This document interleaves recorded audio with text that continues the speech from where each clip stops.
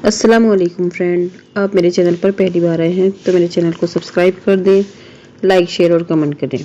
Bell icon का button दबाना ना भूलें ताकि आने वाली वीडियो की नोटिफिकेशन आप तक पहुंच सके। शुक्रिया। अगर प्यार सच्चा हो तो लोग बिछड़ कर भी मिल जाते हैं। नित्या की शादी को लगभग 1 साल भी नहीं हुए थे और उसका तलाक हो गया।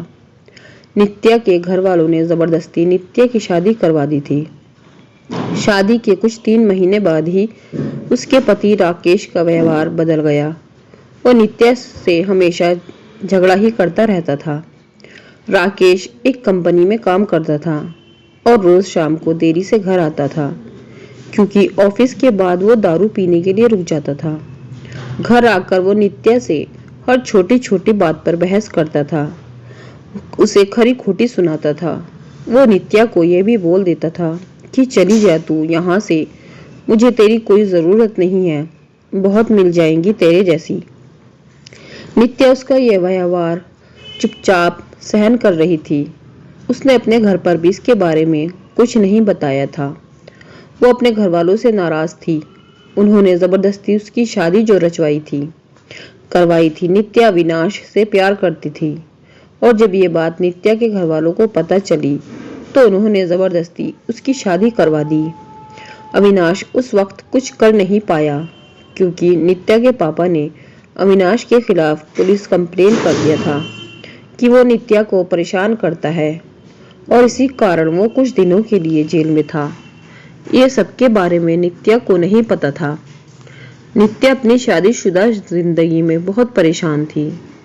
कुछ महीने ऐसा ही चलता रहा। राकेश थोड़ा भी नहीं बदला था। फिर नित्या ने सोचा कि अब वो और उस रिश्ते में नहीं रह सकती और उसने राकेश से तलाक लेने का फैसला कर लिया और फिर उनका तलाक हो गया। तलाक के बाद नित्या ने अपने मम्मी पापा को सब कुछ बता दिया और उन्होंने नित्या को बहुत डांटा कि क्या हो गया था ऐसा कि तलाक ले लिया। अब क्या करेगी, कहाँ जाएगी, कौन करेगा इससे शादी। ये सब सुनकर नित्या ने उनके साथ रहने से इनकार कर दिया। वो एक छोटी सी कंपनी में काम करने लगी और कंपनी द्वारा दिए गए घर में रहती थी। उसे कभी कभी अविनाश की बहुत याद आती थी, लेकिन उसने अविनाश से कभी संपर्क करने की कोशिश नहीं की। वो सोचती थी कि अब उसे किसी पर बोझ नहीं बनना। वो अपने पैरों पर खड़ा होना चाहती थी। वो अपना पूरा समय अपने काम को देती थी। उसका काम इतना अच्छा था कि 4 महीनों में ही उसका प्रमोशन हो गया और वो अपने डिपार्टमेंट की हेड बन गई। प्रमोशन के बाद उसे उसकी कंपनी की तरफ से एक मीटिंग अटेंड करने के लिए विदेश जाने का अवसर मिला। नित्या अपने काम में बहुत तरक्की कर रही थी। अब उसके मम्मी पापा को भी नित्या पर बहुत फख्र महसूस हो रहा था। अब वो पछता रहे थे कि उन्होंने उसकी शादी गलत घर में कर दी थी। नित्या विदेश जाने की बात से बहुत खुश थी। 4 दिन बाद उसकी टिकट थी। उसे कुछ खरीदारी भी करनी थी। फिर वो अपने ऑफिस के पास एक मॉल में गई। उसे कपड़े और कुछ मेकअप का सामान लेना था। वो मॉल में घूम रही थी, कपड़े देख रही थी। तभी किसी ने पीछे से उसके कंधे पर हाथ रखा। वो पीछे मुड़ी तो देखने के लिए और वो बिल्कुल अपनी आंखों पर विश्वास नहीं कर पा रही थी। वो इंसान और कोई नहीं अविनाश था। नित्या उसे देखती रह गई। उससे समझ नहीं आया कि वो अविनाश से क्या बात करे। अविनाश नित्या को देखकर बहुत खुश हुआ। दोनों की आंखों में आंसू के साथ खुशी भी थी। अविनाश ने पूछा, तुम यहाँ अपने पति के साथ हो क्या? नित्या उससे नजरें चुराते हुए बोली, नहीं। अविनाश ने पूछा, कैसी हो? नित्या उससे बात नहीं करना चाहती थी। वो नहीं चाहती थी कि अविनाश को पता चले कि उसका तलाक हो गया और अब वो अकेली रहती है। अविनाश उससे पूछे जा रहा था। उसने बोला, कुछ बोलो। नित्या वहां से जाने लगी। उसने अविनाश को बोला कि मुझे तुमसे कोई बात नहीं करनी, तुम चले जाओ। अविनाश उसके पीछे पीछे जाने लगा। उसने कहा, मेरी बात तो सुन लो एक बार। फिर भी नित्या नहीं रुकी। फिर अविनाश ने कहा, तुम्हें मेरी कसम है, बस एक बार रुक के मेरी बात सुन लो। फिर नित्या क्या करती, आखिर उसके दिल में भी अभी भी अविनाश के लिए प्यार था। वो रुक गई। फिर अविनाश ने कहा कि कहीं बैठकर बात करते हैं। फिर वो दोनों मॉल के एक रेस्टोरेंट में गए। अविनाश ने उससे पूछा कैसी हो। वो बोली ठीक हूँ। अविनाश ने उसके पति के बारे में पूछा कि वो कैसा है, तुम्हारा ध्यान रखता है ना। नित्या चुप थी। अविनाश ने बोला क्या हुआ, तुम चुप क्यों हो, कुछ बोलो, तुम्हें कोई परेशानी तो नहीं है ना। नित्या बोली मेरा तलाक हो गया है। अविनाश को यह सुनते ही एक उम्मीद की किरण दिखने लगी। उसने पूछा कब और क्यों। नित्या ने उसे बताया।